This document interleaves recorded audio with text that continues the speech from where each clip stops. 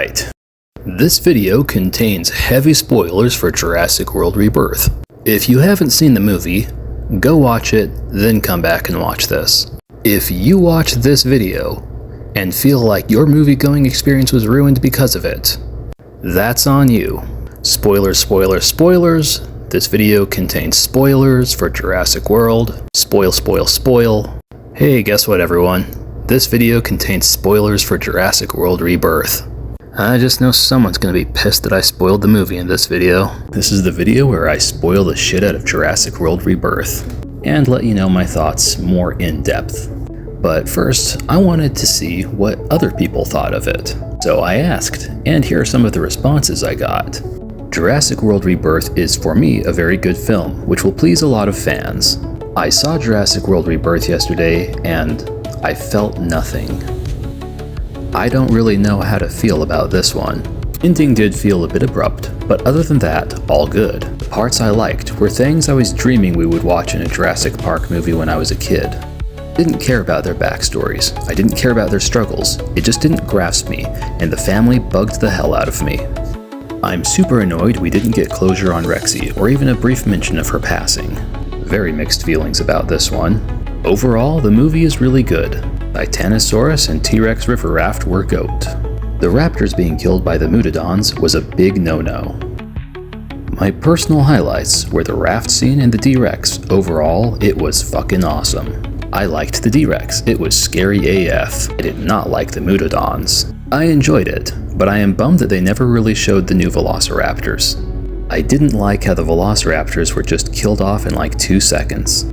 I didn't like how the guy didn't turn around when he heard the raptors getting killed. Personally, I loved the whole film. It is something I've been wanting in the franchise for a long time, even if it has certain flaws. The part I did not like about the movie since its announcements were more hybrids mutants. I went in excited and wanting to love it, but man, the Mutadons in general just didn't hit. The Rex scene was flawless and goddamn he's beautiful. While it had its good moments, it also had some pretty disappointing ones. Rebirth kicked ass, loved it and loved how much obvious admiration the team behind it had for dinosaurs. Except the raptors. I found the movie enjoyable. It had some of the best dinosaur scenes in the whole series. I am so pissed off about what they did with the raptors. Fuck you Universal, fuck you filmmakers for that. I want to strangle myself with how mad I am about the ending. Well, as you've just heard, opinions on this film vary wildly. I'll just give a quick rundown on the film, and then we'll do an after-action report. I'll tell you what I liked, what I didn't like, and what could have been done differently. The movie starts in an R&D facility for genetically modified and hybrid dinosaurs.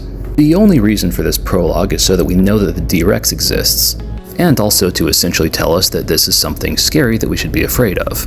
The entire facility was specifically designed to accommodate lazy riding. A littered Snickers wrapper literally caused catastrophic failure of the entire facility. And of course, forget about people-sized doors so that the researchers can get in and out of where they need to go without letting dinosaurs through. That would just make way too much sense. Now I'll be honest, while I was watching it, I enjoyed this whole sequence in the moment. But after giving it more than 2 minutes of thought, I couldn't help but ask, who was the dumbass that designed this facility? But enough about the prologue, we've got more movie to get through. After the prologue, we get some text telling us that all of the dinosaurs that escaped out into the wild in the previous 3 movies aren't a thing anymore. They're all dead or slowly dying, due to modern diseases and an inhospitable climate. Just a brief aside, I have 2 problems with this. Number 1, I think a good sequel doesn't have to invalidate the legacy of its predecessors. Dinosaurs are part of the modern world now, and they should have to work around that, not lazily retcon it. And number 2, it was unnecessary. Due to the nature of the island that they're going to, housing special dinosaurs, and with them needing the DNA from specific dinosaurs, they're still good for this island-based adventure, without undoing everything the previous 3 movies have done. After this text, we're introduced to 3 of our main characters. Sleazy Corporate Pharmacy Guy's whole personality and character is Sleazy Corporate Pharmacy Guy. You really don't need to know anything else about him. In fact, there isn't anything else to know about him. Scarlett Johansson's character is what Hollywood thinks military veterans are, minus the alcoholism. And our resident paleontologist points at the fossils of Mosasaurus and Quetzalcoatlus and calls them dinosaurs with a straight face. After this, we meet Disposable Mercenary Number 1 and Duncan Kincaid. Disposable Mercenary Number 1 is set up very early as Disposable Mercenary. And as I thought from my initial impressions from the first trailer, Duncan Kincaid's character is Smuggler with a Heart of Gold. Throughout the film, they bombard us with hints that Duncan is going to sacrifice himself to save the children. Speaking of the children, then we are introduced to Sailboat Family. There's the father, the younger daughter, the adult daughter, and her lazy sack of crap boyfriend. But it's okay, as we learn later, he is a lazy sack of crap with a heart of gold. They spot Spinosaurus sails off in the distance and the Mosasaurus capsizes their boat. Using an emergency radio, they broadcast an SOS. On a different boat, our primary characters pick up the SOS. The mercenaries veto corporate scumbag and decide to go rescue the Sailboat Family. The father from the Sailboat Family starts inquiring about what they're doing. At this point, they could have just said they are researchers collecting dinosaur DNA, which would have been the truth and stopped any further questions. Instead, all of the primary characters start acting as suspicious as they possibly can, sowing concerns and distrust between them and the Sailboat Family. The Mosasaurus shows up, so they decide to collect its DNA. Now, really quickly, I'm going to talk about their DNA extraction method. They have a special dart gun that shoots a syringe which collects the dinosaur's DNA. Ever since they first released stills which included this gun, I speculated about how it might work. Obviously, it's going to shoot the dart, which is going to collect the blood sample from the animal, but how would they retrieve it? I was thinking that the dart would be attached to a cable, kind of like a harpoon gun, and once the DNA had been extracted, they would just retrieve it via a cable. The actual method for the retrieval of the syringe is much more complicated and entertaining.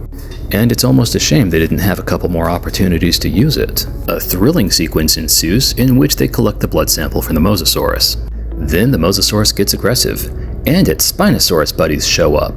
The Mosasaurus and Spinosaurus collectively start attacking the boat, and a Spinosaurus eats Disposable Mercenary Number 1. Duncan Kincaid and Zora Bennett are both pretty torn up about this, because at this point, their buddies dying around them, and them being sad about it, is part of their characters.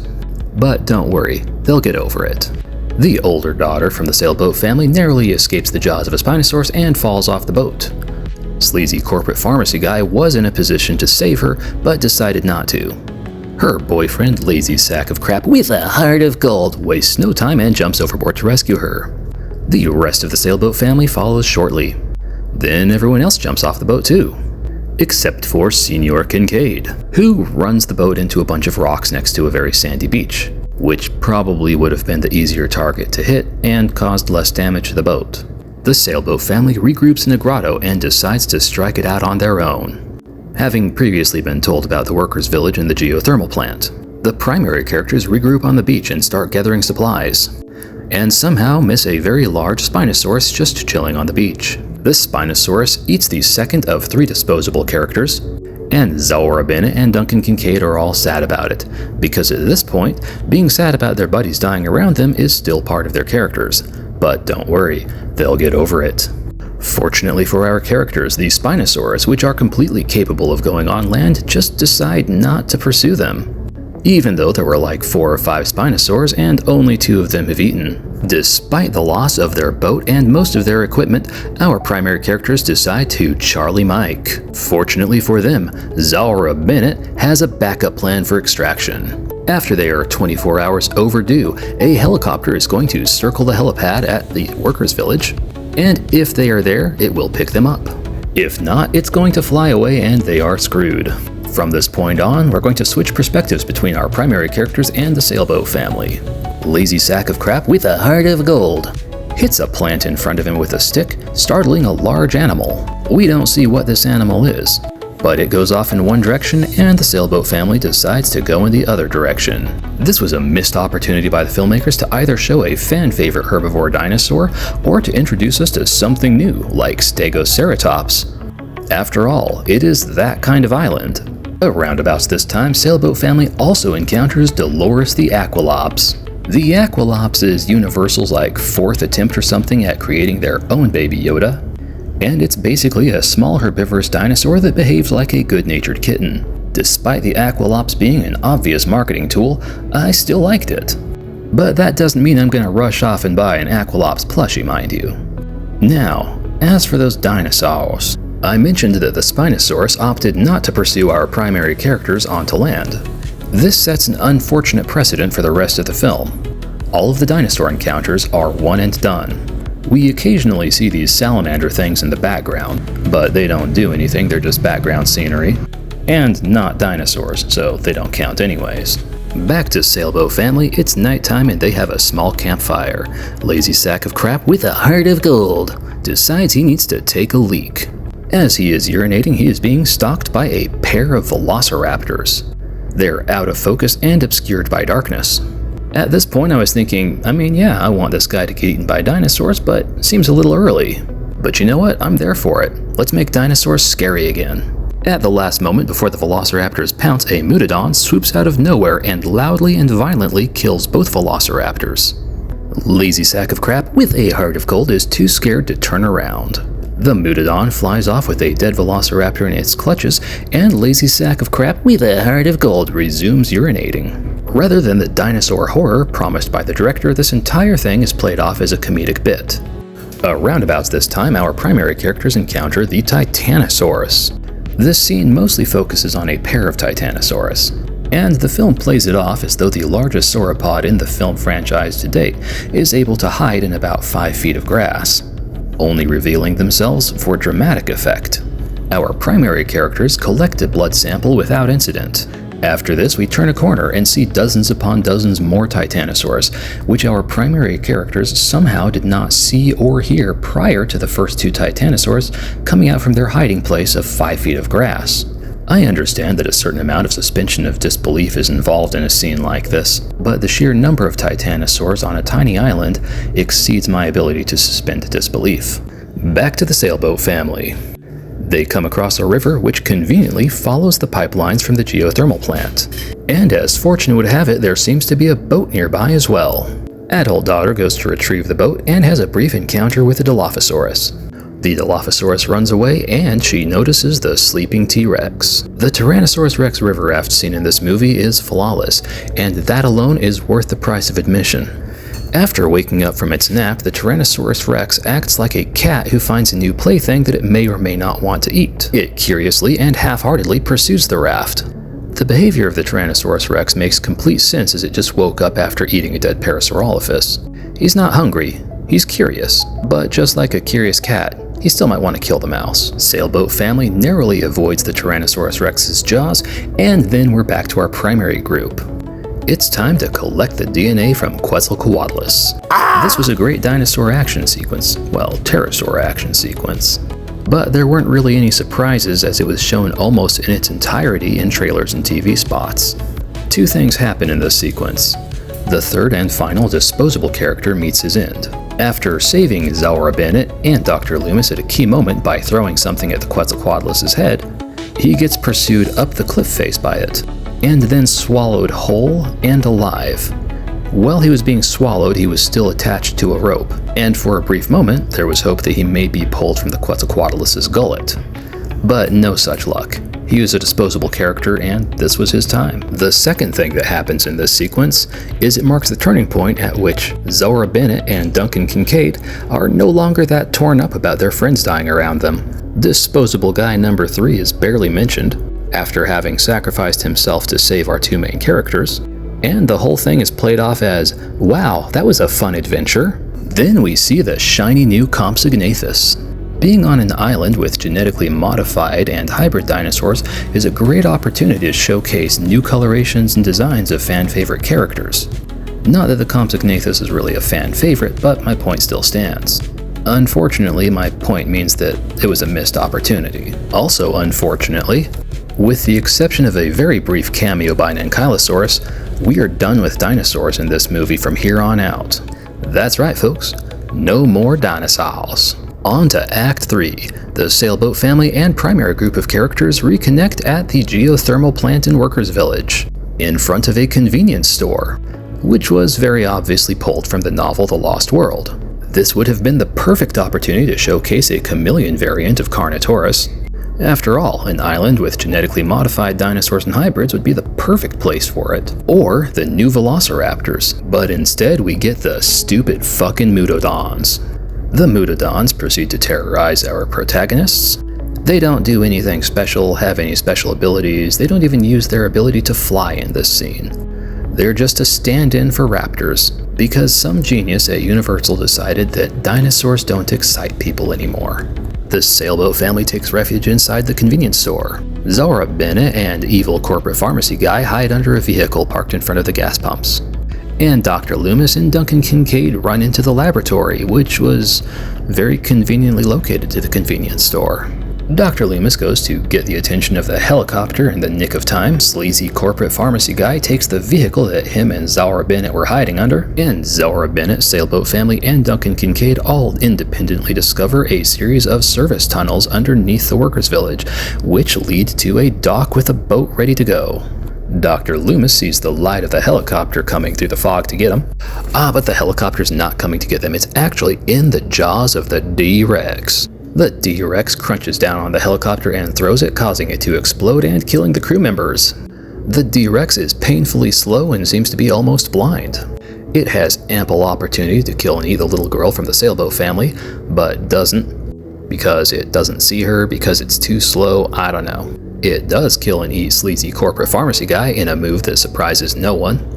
And then it turns its attention back to the protagonists. Duncan Kincaid does what he was always meant to do and ignites a flare to save the children. He attracts the attention of the D-Rex with the flare, jumps into the water, and wades further and further away from the rest of the group, the whole time doing the Dutch from Predator thing. Come on, kill me, I'm right here, come on, do it now! And then we see his flare go out, which must mean that he's dead.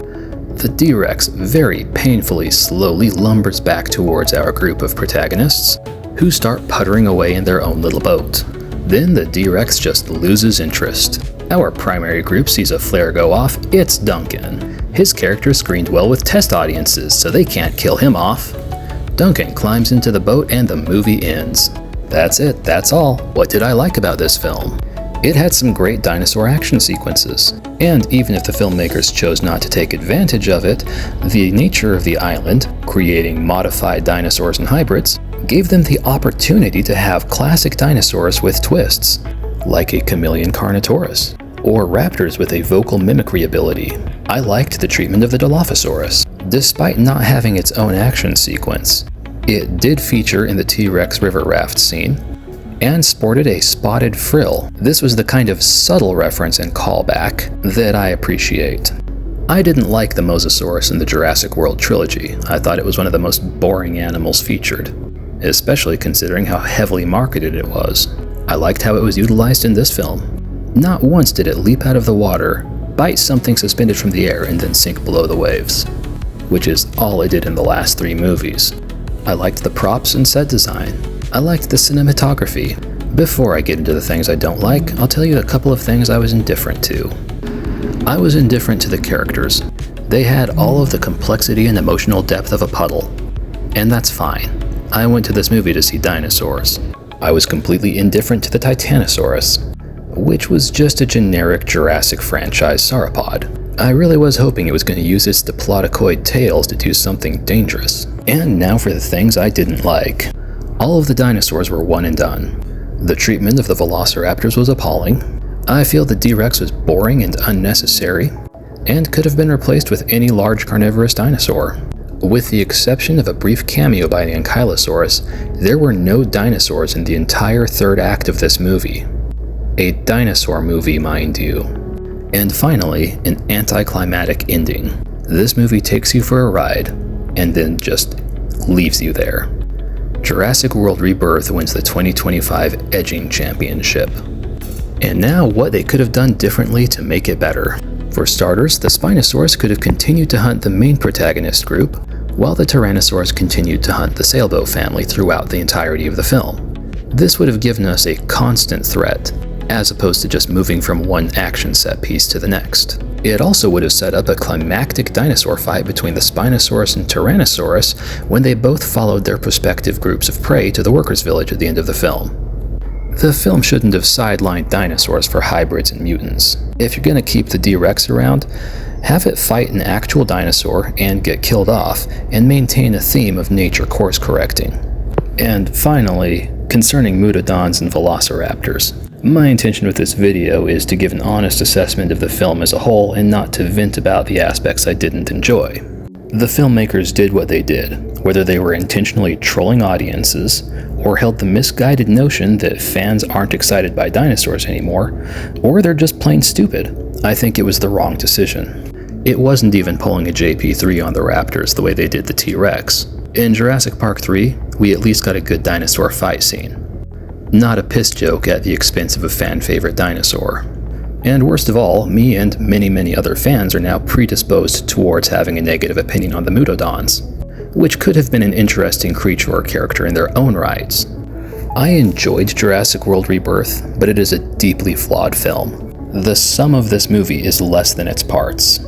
It is a bad film comprised of good scenes, missed opportunities, and misguided decisions. Just because a film is bad doesn't mean it can't be enjoyed.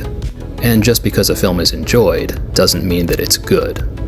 Would I recommend that someone go and see Jurassic World Rebirth? Absolutely. It was an entertaining film. I would just caution them to temper their expectations.